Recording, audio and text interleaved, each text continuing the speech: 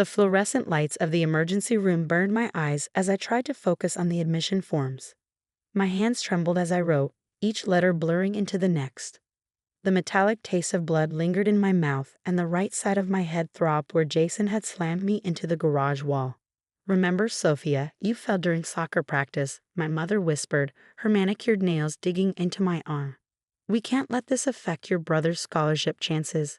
Jason, my older brother, sat across from us, scrolling through his phone like this was just another inconvenient errand. His soccer jacket, the one emblazoned with state champion, hung perfectly on his shoulders, hiding the rage-filled person beneath. "I'm Sofia Martinez, 16, and I've spent years pretending my brother's violence was just roughhousing." Jason, the soccer star, the straightest student, our parents' pride and joy. Jason, who'd been using me as his personal punching bag since I was 12. This time was different. When I caught him stealing money from our parents' safe, he didn't just push me around like usual. The look in his eyes changed. Something snapped. My head hit the garage wall with such force that I blacked out. When I came to, our parents were already crafting the cover story. "Ms. Martinez?" A nurse called my name, frowning at my unsteady gait as I stood. "The doctor will see you now." "We're coming with her," my father announced, already rising. "Actually, sir, hospital policy requires we speak to minor patients alone first," the nurse stated firmly. "Standard procedure for head injuries." I could see the panic in my parents' eyes. Jason finally looked up from his phone, his jaw tightening. The nurse, whose name tag read Emma, led me to a small examination room. As soon as the door closed, she turned to me with knowing eyes. "Want to tell me what really happened?" I opened my mouth to recite the practiced lie, but something stopped me.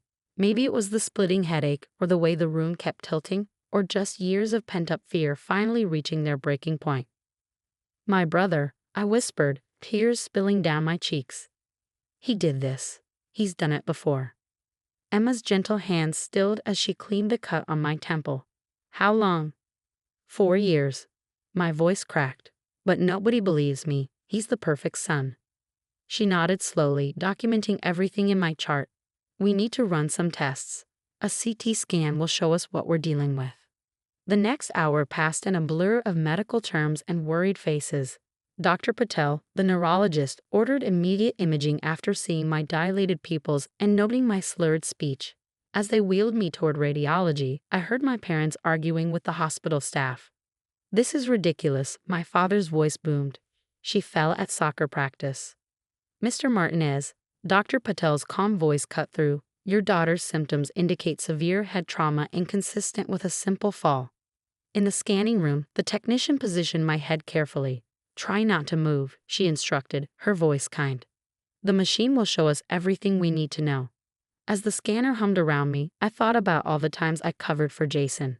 The accidental push down the stairs when I was 13. The playful choking that left bruises last year.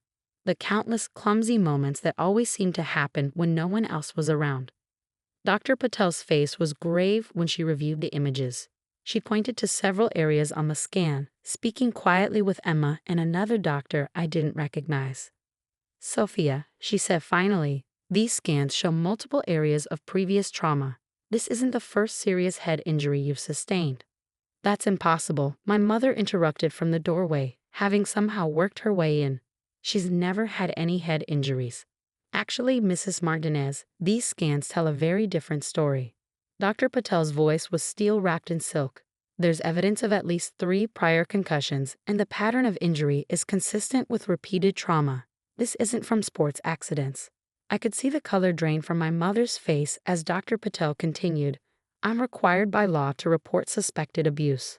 Officer Torres is already here to take a statement." Through the window, I saw Jason being escorted to a separate room by a police officer. For the first time in years, he looked scared. Emma squeezed my hand as a female police officer entered my room, notebook ready. "You're safe now," she whispered. "Your brain scan told us what you couldn't say. Let's make sure it never happens again." Looking at the images of my brain on the screen, I saw years of hidden trauma laid bare in black and white. No more lies. No more cover-ups. The truth was finally coming out, one scan at a time. The next few hours felt like watching a movie of someone else's life. Officer Torres, a compassionate woman with steady eyes, recorded every incident I could remember. Each memory spilled out like poison finally being drawn from a wound. Start with the first time, she encouraged, while a medical photographer documented the fresh bruises blooming on my head and neck. I was 12, my voice shook. Jason was angry because I scored higher than him on a math test. He waited until our parents went to bed, then came to my room and held a pillow over my face until I promised to fail the next one. Dr. Patel continued examining the scans, pointing out each area of damage. See these darker regions? They indicate repeated trauma. This isn't from one incident, this shows a pattern of abuse over years. Outside my room, I could hear my parents' world crumbling. Their carefully constructed facade of a perfect family was shattering under the weight of medical evidence they couldn't explain away. There must be some mistake, my father kept insisting. Jason would never. The brain doesn't lie, Mr. Martinez, another doctor interrupted. These injuries tell a very specific story. Jason was being questioned in another part of the hospital. Through my partially open door, I caught glimpses of another officer escorting him to a police car, his perfect soccer champion posture finally broken. Emma stayed with me, holding my hand through the neurological tests. You're experiencing symptoms of a severe concussion, Dr. Patel explained. We need to keep you overnight for observation. A social worker named Ms. Parker arrived, carrying a thick folder and a determined expression. We're implementing an emergency protection order, she explained. Jason won't be allowed near you, and given your parents' history of enabling the abuse, we're arranging temporary alternative housing for you. But where will I go? The thought of leaving, despite everything, terrified me.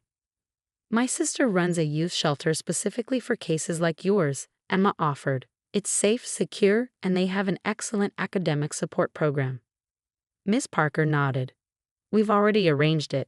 You'll have your own room, counseling services, and 24-hour security. My parents tried one last time to regain control of the situation. My mother burst into my room, tears streaming down her face. Sophia, please, think about what this will do to your brother's future. Officer Torres stepped between us.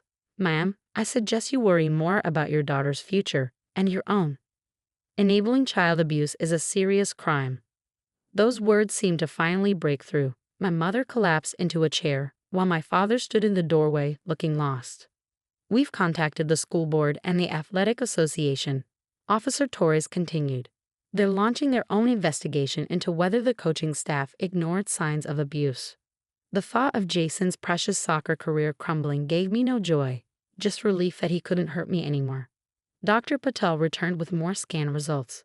We found evidence of a hairline fracture in your skull from today's attack, she said gravely. This could have killed you. The reality of how close I come to death hit me hard. Emma squeezed my hand tighter as tears rolled down my face. Your brother is being charged with aggravated assault, Officer Torres explained. Given the medical evidence and the severity of your injuries, he'll be tried as an adult. Miss Parker was already working on her laptop, finalizing details. The shelter has a specialized program for survivors of family violence. You'll have access to trauma-informed therapy, educational support, and legal advocacy. My phone kept buzzing with messages from Jason's friends, some threatening, others expressing shock. Emma gently took it away, promising to save any evidence of intimidation for the investigation. As night fell, my hospital room became quieter. My parents had been escorted out, both facing their own charges of child endangerment and failure to protect. Jason was in custody, his perfect future replaced by serious criminal charges. Try to rest, Emma said, adjusting my pillows. Tomorrow will be a new beginning. Looking at the brain scans still displayed on the screen, I saw the map of my suffering laid bare in clinical detail. But I also saw something else. Evidence that could finally force everyone to acknowledge the truth I'd been screaming silently for years. Miss Parker patted my hand. You're not alone anymore, Sophia. Your brother's actions are finally being seen for what they are, and you'll never have to cover for him again. As the medication took effect and my eyes grew heavy, I thought about all the times I'd wished someone would see through our family's perfect facade. Now, thanks to modern medical technology and caring professionals, the truth hidden in my brain could finally set me free. The last thing I heard before drifting off was Officer Torres on the phone, ensuring my safety. Yes, we need a permanent protection order. The scan results alone are enough to prove years of systematic abuse. For the first time in 4 years, I fell asleep without fear of what my brother might do in the darkness. 6 months later, I stood in front of the mirror at Hope Heaven Youth Shelter, adjusting my court appearance outfit. The girl staring back at me was different from the scared teenager who'd arrived here with a concussion and broken spirit. My eyes were clearer now, my stance stronger. Today was Jason's sentencing hearing. The trial had been brutal but quick, with the medical evidence leaving no room for doubt. Dr. Patel's testimony about my brain scans had silenced even Jason's most expensive defense lawyers. The images of my injured brain projected on the courtroom's large screen had told a story no one could deny. "Ready?" Emma asked, poking her head into my room. She'd stayed involved in my case, becoming something of a big sister figure. She'd even helped me to apply to pre-med programs. I decided to become a neurologist, inspired by Dr. Patel's role in my rescue. The courthouse felt less intimidating this time. My parents sat on the opposite side of the room, looking aged beyond their years. The investigation had revealed they covered up Jason's violence toward others too. 3 former girlfriends had come forward with similar stories. Jason sat with his lawyers, his soccer jacket replaced by a suit that couldn't hide his anger. His scholarship was long gone, his perfect reputation shattered. The security footage from our garage, showing him slamming my head into the wall, had gone viral despite efforts to protect my privacy. "The court calls Sofia Martinez," the judge announced. Walking to the witness stand for my victim impact statement, I felt steady. The months of therapy had helped me find my voice, and I intended to use it. 4 years ago, my brother started using me as his punching bag. I began, my voice clear. My parents taught me to protect his reputation instead of my own life. But my brain kept a record of every attack, every injury they tried to hide. Today, I'm not here to protect anyone but myself. I described how the abuse had affected my life, the nightmares, the panic attacks, the way I'd learned to move through my own home like a ghost. But I also spoke about my healing, about the strength I'd found at Hope Haven, about my plans for medical school. The brain scans didn't just show my injuries, I continued. They showed the truth no one wanted to see. They gave me back my voice, my safety, and my future. Jason wouldn't look at me, but I saw him flinch when I described the last attack. Our parents wept quietly, finally facing the reality of what they'd enabled. The judge's sentence exceeded even the prosecution's recommendations: 12 years for aggravated assault, with additional charges for the previous attacks. My parents received 3 years probation each, mandatory counseling, and community service working with abuse survivors. "Your Honor," Jason's lawyer tried one last time. His promising future was forfeited. The judge cut in. The first time he chose violence. The medical evidence shows years of escalating abuse that could have ended in death.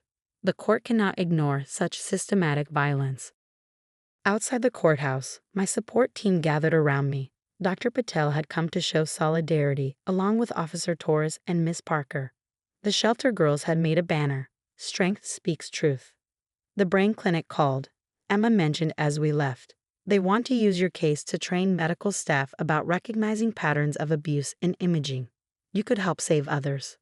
That evening, back at Hope Haven, I packed for my upcoming move into student housing. My full scholarship to pre-med program started next month. Turns out many organizations support abuse survivors pursuing medical careers. I kept copies of my brain scans, not as a reminder of trauma, but as proof of survival. They hung on my wall alongside my acceptance letter and the photo of my support team. My phone buzzed with a message from Dr. Patel. "Proud of you. Remember, healing leaves its own marks: strength, resilience, wisdom. See you at the clinic next week." I was starting an internship at her neurology practice, learning the science that had helped save my life. Someday, I'd be the doctor reading scans, seeing the stories hidden in shadows and light, helping others find their voice. One of the younger shelter girls knocked on my door. "Can you help me with math?" she asked shyly. "They say you're good at explaining things." Looking at her, I saw my past self, but also hope for the future. Of course, I smiled. "Let's study in the common room." As we walked down the hall, I caught my reflection in a window. The bruises had long faded, but something better had taken their place. Confidence, purpose, strength. My brain scans had told my story when I couldn't. Now I was writing my own next chapter, one where the truth didn't hurt anymore. It healed.